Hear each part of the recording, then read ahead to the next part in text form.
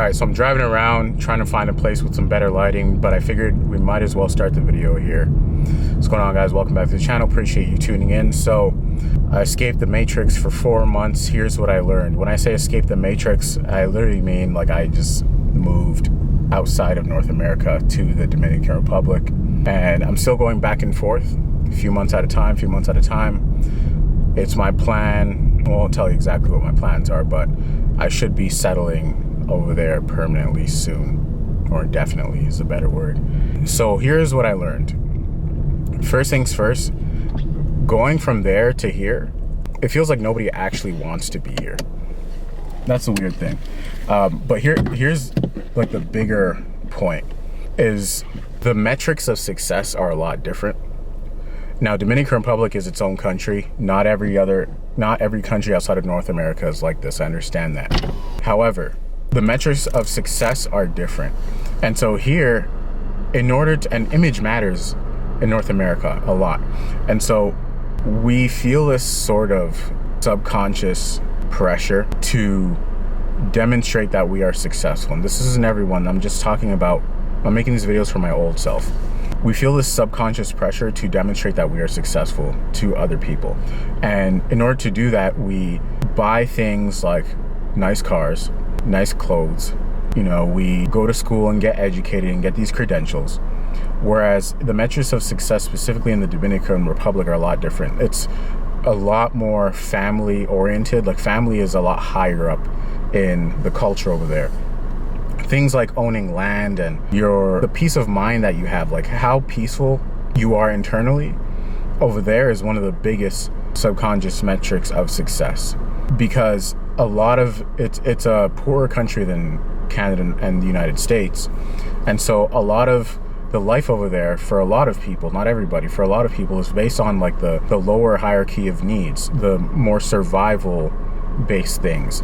And so a lot of times folks relish the fact relish the moments when they can have true peace of mind, when they're not always trying to operate in survival mode. And I speak to this because I'm half Dominican, so it's not like I'm just a foreigner trying to speak on the culture. No, like I spent a lot of time there ever since I was a baby, and I spent a lot of my childhood there, back and forth on vacations, family vacations, stuff like that. And when I'm there, I'm not in resorts. I'm with family. I'm really in these areas, like the countryside, different cities, so on and so forth. And so peace of mind is something that we don't really prioritize over here. And of course, one of the best ways to achieve peace of mind is to achieve financial freedom and to be successful financially. I get that, but it's not the only way. So I guess there's 2 points. There's 2 points to that. The first thing is, here in North America, it's almost like everything is set up in a way to where you never have that peace of mind, and to where you must continuously go into debt, for example, in order to appear successful. So that is why they go to school, and not everybody has parents or whatever it is to supply them with the money to go to school or to pay for their school. So they go to school, they get this student loan debt, and then they get a job, and then they buy a nice car and buy a home and have kids, and all these things are like, forget the kids part, but buy a home, buy a car, you end up in debt. And it's almost like I would love to see the statistics as to how many people are truly out of debt, truly have no debt at all. Like, you might have a positive net worth, but I think very, very, very few people, and I don't have the stats to back this up, which is why I'm curious to know. Someone let me know in the comments. I think very few people have zero debt at all. You might have a positive net worth, but zero debt. And so it becomes very hard to advance in life and to actually achieve that true peace of mind. So that's the first thing I learned. The second thing I learned is it's not worth staying here. It's really not worth staying here in North America, or it's not worth only having one place to be, one home to operate from, or whatever it is. And now I Airbnb a lot because I travel a lot and I move around. That's just how I have designed my life and how I like to live. And I don't think I could ever only stay in North America now that I've unlocked different parts of the map, so to speak. Life gets so much better, and there's so much more to life that you don't realize until you travel. And if you're smart, when you start to travel, you'll start to think about ways as to how you can make that just a part of your life. Like, not doing that because it's vacation, but figuring out how to design your life in a way where you can work overseas. Because when you do, it does so much for, again, your peace of mind, but also your growth as a person. We don't realize how trapped we are and how much we are in a system until you leave. Until you leave not just the city, but the country. When I got back and I landed, like, over there, you're outside all the time. Here, you're inside all the time. When you leave the house, you get into a car or you go onto a bus, and then you go into another building. Like, very rarely do people just sit outside on a daily basis and just talk the way we used to do back in the day, like with community centers or parks or whatever. Like, going outside is not a thing anymore, and that shouldn't be the case. Like, we should always, like, we're social creatures.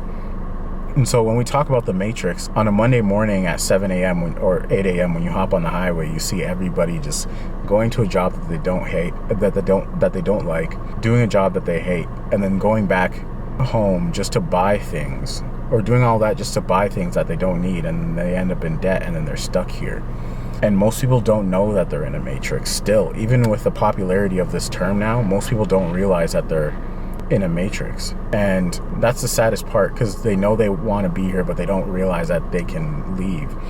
Traveling is or setting up shop somewhere else is such a far-fetched concept to most people that they just don't do it. They think it's so out of reach. And so to my old self, I would say, when you are, this is part of the lessons that I learned, when you're budgeting for things like emergency savings, part of that emergency savings should include mobility. You should include a budget for mobility. You should always protect your ability to move around, to get up and go at any point in time. And that's different for me now. I know this because I don't have any kids. So it's a lot easier for me to do. And people who have kids can't just get up and leave like that. But to the best that you can, you should protect your ability to move, your mobility. That's the first thing. The second thing I would tell myself is figure out a way to work for yourself and to work from anywhere in the world.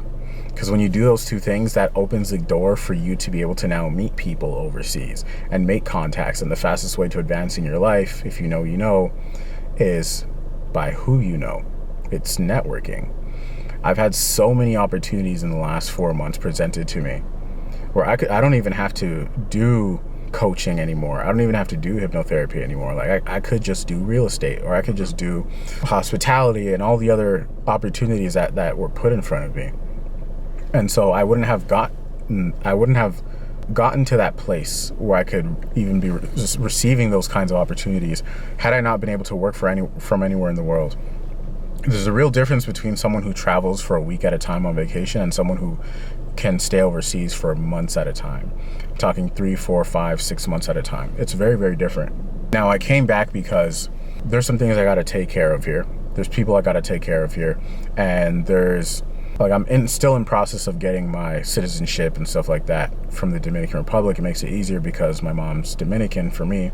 However, there's still some stuff that I had to take care of. So I'm not fully outside of this matrix yet, but I will tell you that the matrix is a lot easier to navigate when you can go and come back and go and come back, and you come in with that fresh perspective and that fresh mentality. I think it's always nice to have a place like North America as an office space to come back and work and get things done, because the good and the bad thing about the matrix is the only thing you have on your mind is work. The only thing you have on your mind, at least for me, to do is just to grind. And you need a space like that. You got to protect that kind of space. I don't think anybody should say, like, to hell with North America. No, it has its pros. But to be a slave to your job or to be a slave to your work is never a good thing. And I never wanted to design my life that way. In fact, when I realized that it was at that point where I genuinely did not want to get up in the morning, like, not only did I not want to, but that I loathed my life getting up in the morning and putting on a suit and tie and going to work. That's when I quit, and I had no plan. This is in another video. I had no plan. I really had no savings. But what I did have was a by any means possible attitude to figure it out and make it work. And I made my first $1, and then another $1, then another $1, and then I quit. And then I made it happen. But that takes a willingness to jump into the unknown. And the thing about the Matrix is it always has the path laid out for us. You work 3 years as a junior, you get promoted to an analyst. You work 3 years there, you get promoted to a manager. There's a path laid out for us. And when there's a path, it's so much safer in our minds. We feel so much safer following a set out path than figuring it out on our own. But I'll tell you this, that all the glory is on the other side of that unknown. If you're just willing to step into it and trust yourself to figure it out, because you have everything it takes. You have the talent and the capability to figure it out. You just need the willpower. Jump into the unknown. It's worth it. I'll stop the video here. Thoughts and questions in the comments. Hit the thumbs up button. See you guys in the next video. I'm out. Peace.